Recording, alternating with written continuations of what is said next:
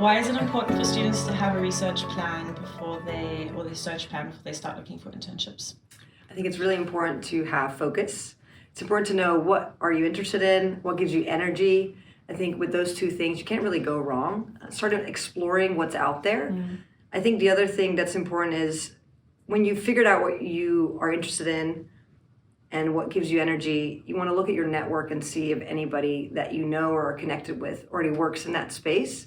And I would recommend reaching out to them, seeing if they can help you, refer you into an internship program or refer you into a company. I think it's really good to leverage your network because applying on the fly online, there's so many other people out there. So if you know people, I think that's always a good way to tap into your network.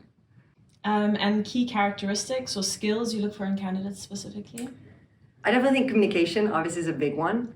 So being prepared with knowing what your strengths are, knowing what the core experiences and skills are that you've acquired in your career so far, to make sure that you bring those across. So when I was interviewing actually earlier on in my career, when I didn't have that big resume or longer resume, is I was international, I played a lot of tennis, I had business experience, and so I kind of had those three pillars in my mind to say, those are my differentiating factors as I'm interviewing, because, to a certain extent, all your students in the class, they're in the same classes. So you want to kind of think about what sets you apart. What is your secret sauce? And the beauty of it is that everybody's unique. So you don't have to worry about what someone else's answer is, because yours is true to yourself, and you got to just kind of trust your own strength there. And what differentiates a good candidate from a great one? You've kind of highlighted a little bit, but is there anything else? Yeah, I think that's a great book, by the way. Jim Collins, Good to Great. I think what differentiates a good candidate from a great candidate, I think, is really focusing on what are your strengths. Don't try to say what the interview wants to hear.